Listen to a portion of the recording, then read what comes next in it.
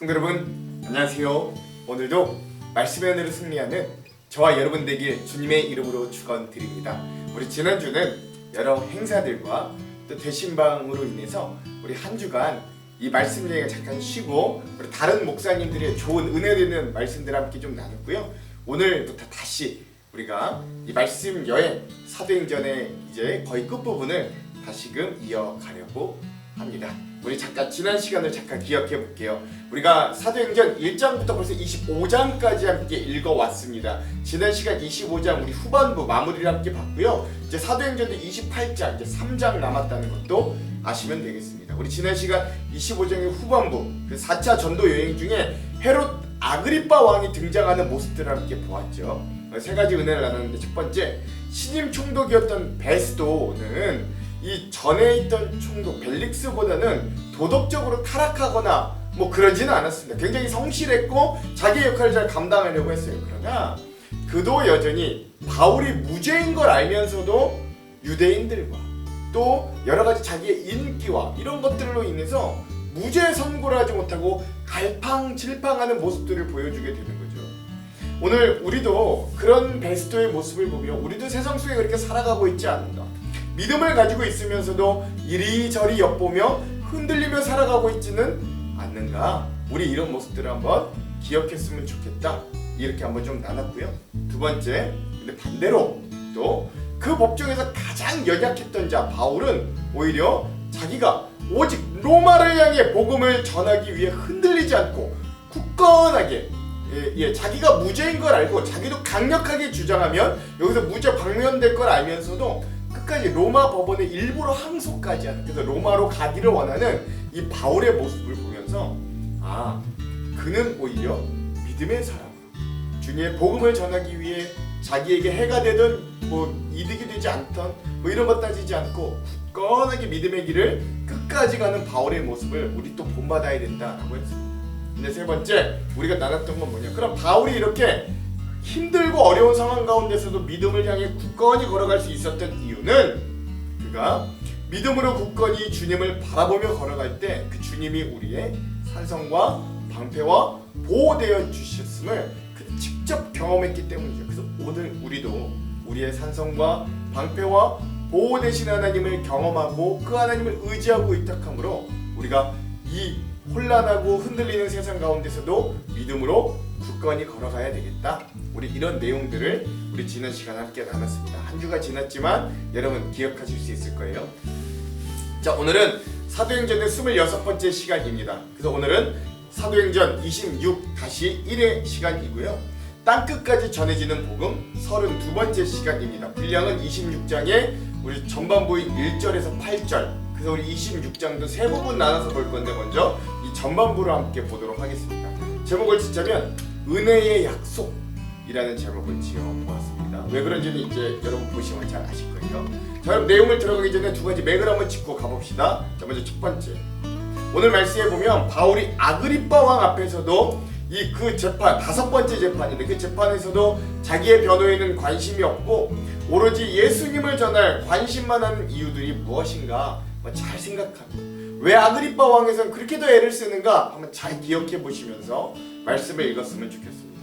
두 번째, 오늘 말씀에 하나님의 약속이 유대인들에게는 어떻게 인식되었던 하나님의 약속이고 바울에게는 어떻게 인식되는 하나님의 약속인가 깊이 묵상하면서 오늘 말씀을 살펴보았으면 좋겠습니다. 자, 이런 두 가지 맥을 짚으면서 오늘 내용과 주안점을 함께 좀 나눠볼게요. 자, 먼저 내용을 한번 봅시다. 오늘 26장의 전반부의 내용은 4차 전도 여행 중에서도 헤롯 아그리빠 왕 앞에서 하는 바울의 5번째 재판, 즉 5번째 변론이다 라고 할 수 있습니다. 제일 먼저 헤롯 아그리빠 왕 앞에서 변론을 시작하는 바울의 모습을 볼 수 있어요. 아그리빠 왕이 바울에게 말하였다. 할 말이 있으면 해도 된다. 바울이 손을 뻗치고 변호하기 시작하였다. 아그리빠 임금님, 오늘 내가 전하 앞에서 유대 사람이 나를 걸어서 고발하는 모든 일에 대하여 변호하게 된 것을 참 다행으로 생각합니다. 그것은 특히 임금님께서 유대 사람의 풍속과 쟁점들을 모두 잘 알고 계시기 때문입니다. 아무쪼록 내 말을 끝까지 참으시고 들어주시기를 바랍니다. 라고 이제 변론을 시작하기에 앞서 바울이 이 아그리빠 왕 앞에서 서문하는 모습들을 보았습니다. 그리고 이제 그가 변론을 시작하면서 제일 먼저 하는 말은 나는 죄가 없습니다 이 말이 아니라 하나님의 약속에 대해서, 특별히 부활의 약속에 대해서 이렇게 선포합니다. 내가 젊었을 때부터 살아온 삶을 모든 유대 사람들이 알고 있습니다. 곧 그들은 내가 내 동족 가운데서 그리고 예루살렘에서 처음부터 어떻게 살았는지를 알고 있습니다. 그들은 오래전부터 나를 알고 있었으므로 증언하려고 마음만 먹으면 그들은 내가 우리 종교의, 그러니까 유대교의 가장 엄격한 팔을 따라 바리새파 사람으로 살아왔다는 걸 인정할 겁니다. 지금 나는 하나님께서 우리 조상들에게 주신 약속의 소망을 두고 있기 때문에 여기에서 서서 재판을 받고 있습니다. 우리 12지파는 밤낮으로 열심히 하나님을 섬기면서 그 약속이 이루어지기를 바라고 있습니다. 저나 나는 바로 이 소망 때문에 유대 사람에게 고발을 당한 것입니다. 여러분은 어찌하여 하나님께서 죽은 사람들을 살리신다는 것을 믿을 수 없는 일로 여기십니까? 라고 이야기하는 것이죠. 자, 이제 거의 마지막 재판입니다. 이 5번째 재판이 유대 지역의 분봉 왕이었던 아그리빠 왕 앞에서 이제 이루어지는데, 이 바울은 뭐라고 이야기하냐면 내가 여기 서 있는 이유는 내가 하나님의 약속을 소망했기 때문이고, 그 하나님의 약속을 여러분들도 믿는데, 우리 조상들에게 주신 약속인데 여러분들이 어찌하여 그 하나님의 약속을 통해 부활을 우리에게 주신다, 죽은 자를 살리신다는 그 주님의 부활의 약속을 어찌 믿지 못하십니까? 라고 이야기하는 장면이죠. 자, 오늘 이런 하나님의 약속, 이 약속을 우리는 어떻게 봐야 될 것인가, 우리 이 부분에 한번 집중하면서 말씀을 읽었으면 좋겠습니다. 자, 더 자세한 의미들은 우리 주안점에서 함께 나눌게요. 자, 그럼 오늘 이 부분 우리 사도행전 26장의 전반부의 핵심 구절을 한번 나눠봅시다. 오늘 사도행전 26장 전반부의 핵심 구절은 6절에서 7절입니다. 제가 한번 읽어볼게요. 우리에게도 여기 서서 시험받는 것은 하나님이 우리 조상에게 약속하신 것을 바라는 까닭이니 이 약속은 우리 12지파가 밤낮으로 간절히 하나님을 받들어 섬김으로 얻기를 바라는 바인데, 아그리빠 왕이여, 이 소망으로 말미암아 내가 유대인들에게 고소를 당하는 것이니이다. 아멘.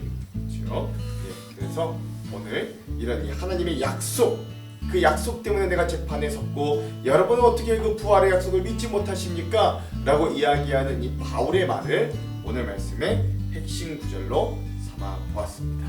자, 그럼 오늘 이 부분에 대한 주안점 3가지를 함께 나누고 오늘 말씀을 한번 읽어볼게요. 먼저 첫 번째, 자, 오늘 말씀에 보면 바울은 로마 황제에게 상소를 했어요. 여태까지 우리 잘 알죠. 근데 새로 부임한 총독 베스토는 바울에게 별다른 죄목을 찾지 못하고 있었습니다. 그도 바울이 무죄라는 걸 알고 있었어요.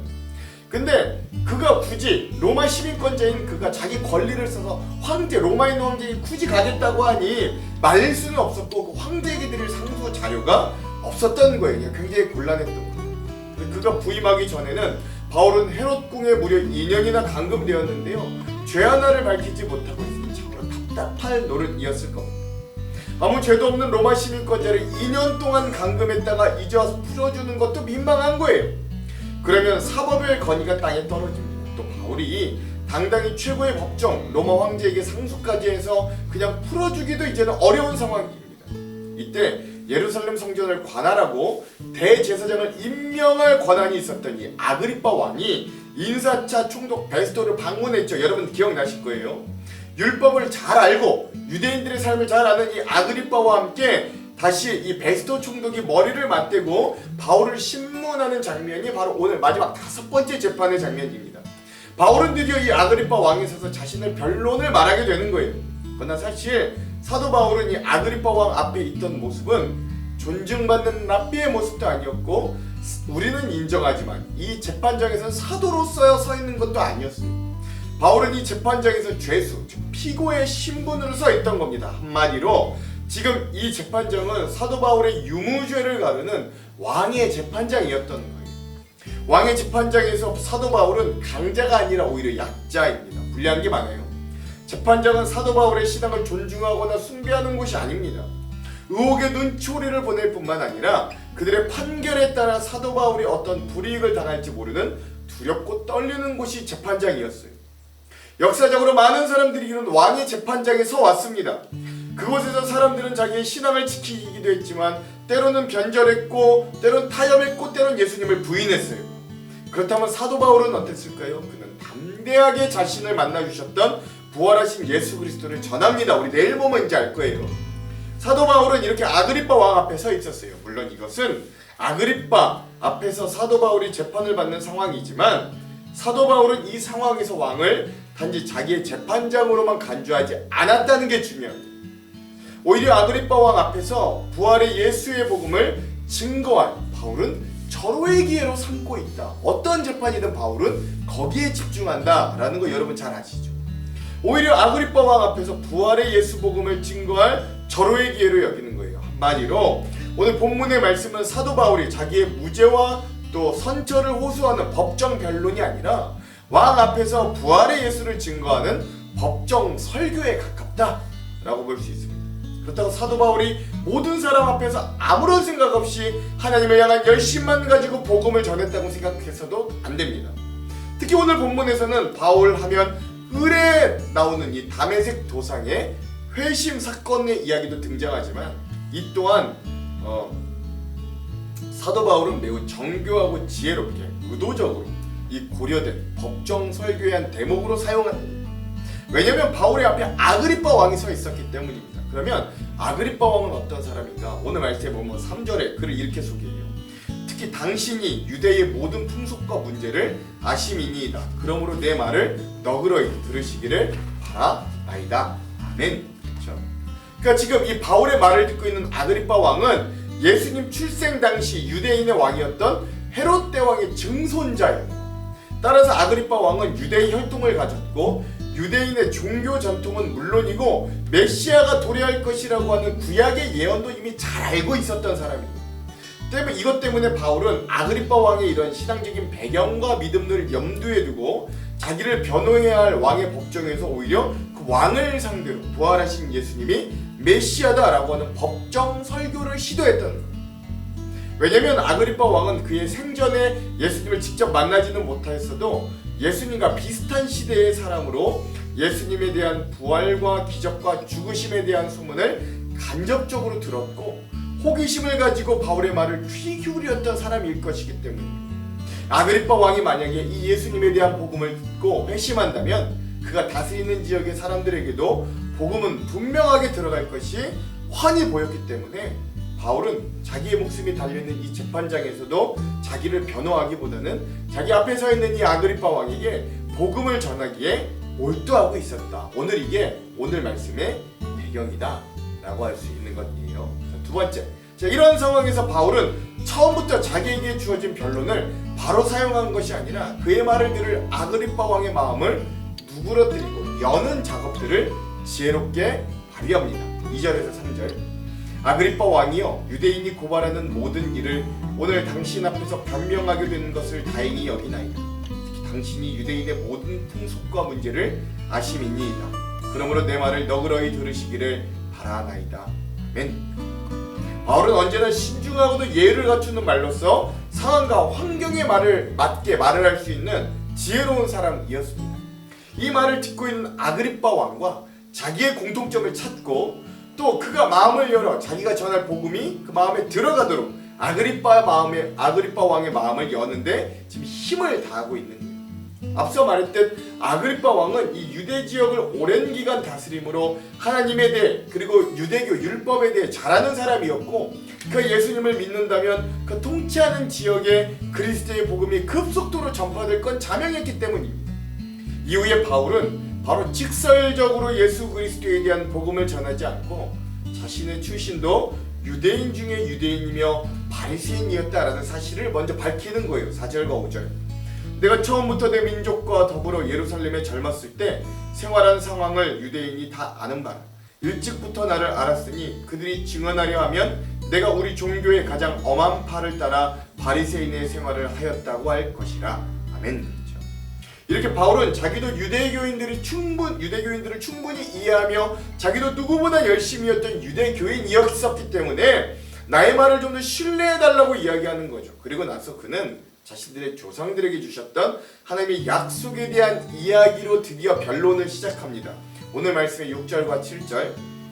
이제도 여기 서서 신문 받는 것은 하나님이 우리 조상에게 약속하신 것을 바라는 까닭이니 이 약속은 우리 12지파가 밤낮으로 간절히 하나님을 받들어 섬김으로 얻기를 바라는 바인데, 아그리빠 왕이여, 이 소망으로 말미암아 내가 유대인들에게 고소를 당하는 것이니이다.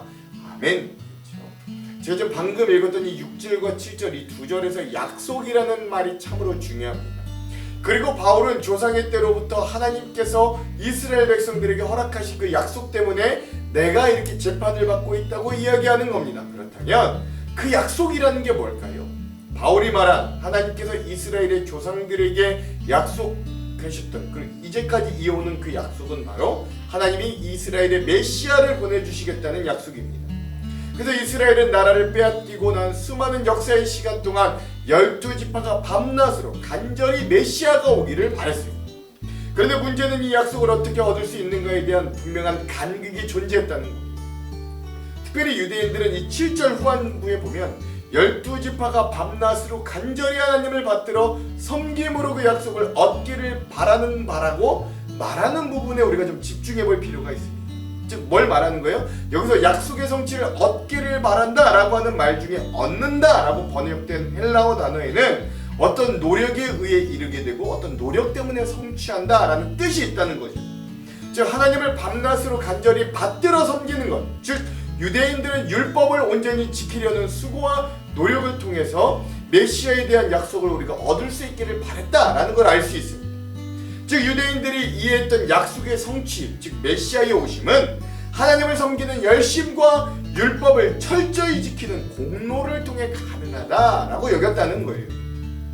그리고 유대인들이 기대하는 메시아는 다윗 왕과 같은 강력한 군주의 모습, 힘을 가진 메시아의 모습을 상상하고 있었던 거죠.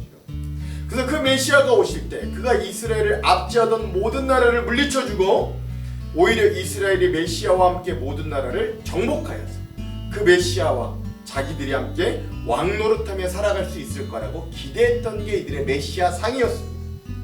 즉 이 말의 결론은 모세의 율법을 온전히 지킬 때 하나님은 메시아를 보내어 그들을 구원할 것이라고 믿었다는 거예요. 다윗 왕과 같은 강력한 메시아가 나타나 이방인들의 압제에서 구원할 것인데 그 메시아가 오는 길은 바로 율법으로 자신들을 의롭게 하는 것 뿐이었습니다. 그래서 예수님을 만나기 전 바울도 누구보다도 열심을 다해 예수님을 핍박하는, 예수 믿는 자를 핍박하는 자였었잖아요. 유대교의 이단, 그리스도를 뿌리 뽑는 게 하나님을 섬기는 일이라고 생각했기 때문이에요. 그들은 율법을 잘 지키면 지킬수록 자신들이 죄인이라는 걸 그러나 점점 잊어버렸습니다. 마음 중심에는 진정한 회개가 사라지고 껍데기, 외식하는 그런 형식적인 율법주의자들이 다 되어버렸던 겁니다.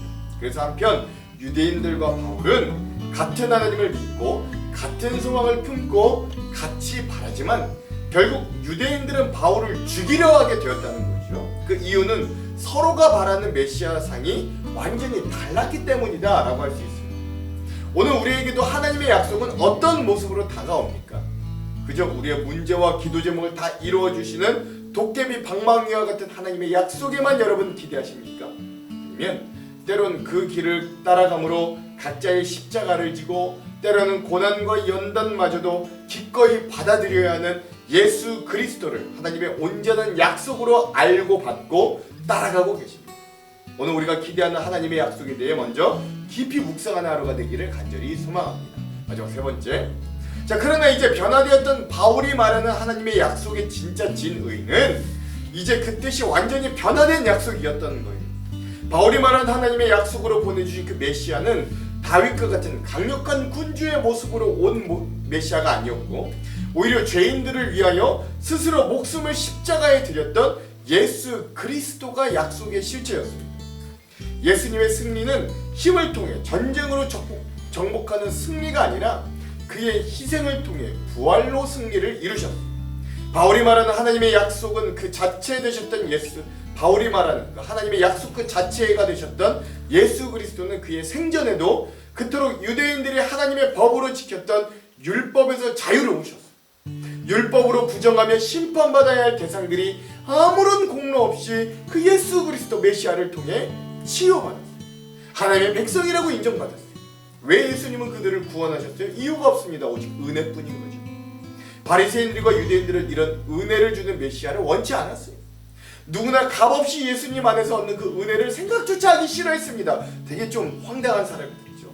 모세의 율법으로 인해 이방인들과 자기들은 좀 구별됐으면 바랬고 오직 자기들만 공로로 의롭다 여김을 받기를 원했어요.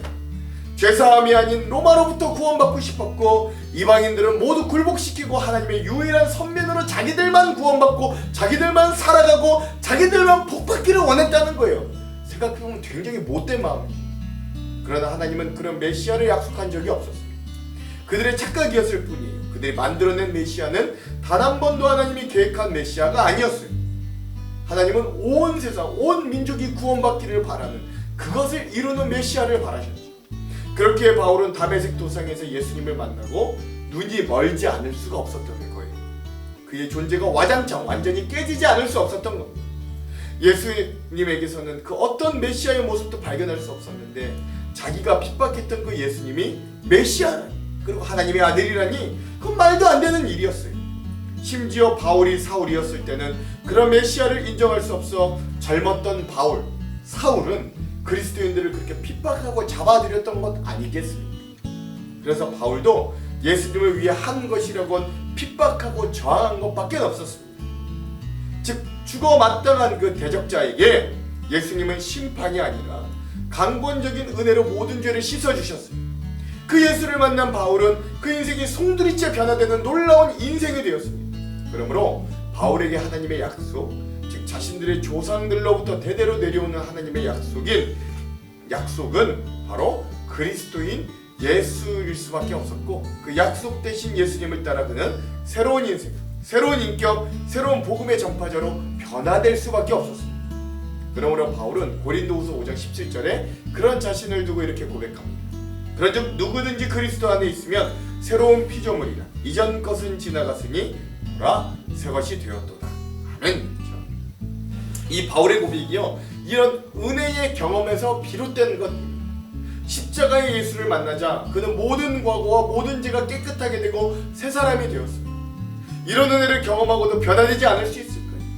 노력해서 은혜를 받은 것이 아니라 은혜를 받았기에 변화되어 하나님을 위해 살아가는 것. 하나님은 예수님을 구세주, 메시아와 그리스도로 이 땅에 선물로 주셨습니다. 선물이기에 율법처럼 다른 종교처럼 우리 어떤 인간의 노력으로 행위로 살 수 있는 은혜가 아니에요. 값없이 일방적으로 받는 겁니다. 또 내가 예수를 만나러 가지 않았어요. 예수님이 우리에게 친히 오셨습니다. 그래서 오늘 우리 그리스도인들에게는 오직 은혜뿐인 거예요. 이 말씀을 듣고 있는 우리 모두가 은혜 받은 자들임을 여러분 믿으시기 바랍니다. 이미 족한 은혜, 십자가의 은혜를 우리는 넘치도록 받았습니다. 우리에게 은혜가 부족하지 않아요. 그러므로 오늘도 우리가 바울처럼 온 존재가 변화되어 예수님을 위해 살게 해달라고 기도하는 오늘 하루가 되어서, 오늘 우리에게 하나님의 약속은 세상에 이미 강해지고 돈이 많아지는 응답과 약속이 아니라 예수 그리스도가 더욱 우리의 마음에 가득가득 살아내셔서 우리를 인도하시는 놀라운 약속이기를 주님의 이름으로 축원합니다. 기도합니다. 하나님, 오늘 우리도 하나님의 약속을 떠오르면 오늘 우리에게 응답해 주실 축복, 오늘 우리에게 주실 놀라운 복들과 하나님 물질과 건강과 우리의 육신적인 이득만을 생각할 때가 참으로도 많습니다. 그러나 진정한 하나님의 약속은 바울이 고백했듯 예수 그리스도임을 고백합니다. 우리를 위하여 자기 자신을 버리신, 그래서 구원을 이루신 그 예수 그리스도를 진정한 하나님의 약속으로 알고 오늘 우리가 그 약속 대신 주님을 품고 오늘 하루도 믿음으로 승리할 수 있도록 인도하여 주시옵소서. 그런 은혜 주실 것을 기대하며 예수님 이름으로 기도합니다. 아멘. 그럼 사랑하는 성도 여러분, 오늘 하루도 말씀으로 승리하십시오. 사랑하고 축복합니다. 화이팅! 제26장. 아그리빠가 바울에게 이르되 너를 위하여 말하기를 내게 허락하노라. 이에 바울이 손을 들어 변명하되 아그리빠 왕이여, 유대인이 고발하는 모든 일을 오늘 당신 앞에서 변명하게 된 것을 다행히 여기나이다. 특히 당신이 유대인의 모든 풍속과 문제를 아심이니이다. 그러므로 내 말을 너그러이 들으시기를 바라나이다. 내가 처음부터 내 민족과 더불어 예루살렘에서 젊었을 때 생활한 상황을 유대인이 다 아는 바라. 일찍부터 나를 알았으니 그들이 증언하려 하면 내가 우리 종교의 가장 엄한 팔을 따라 바리새인의 생활을 하였다고 할 것이다.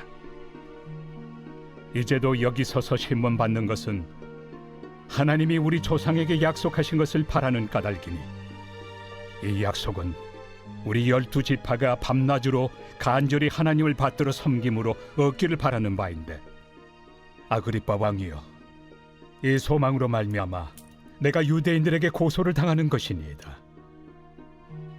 당신들은 하나님이 죽은 사람을 살리심을 어찌하여 못 믿을 것으로 여기나이까?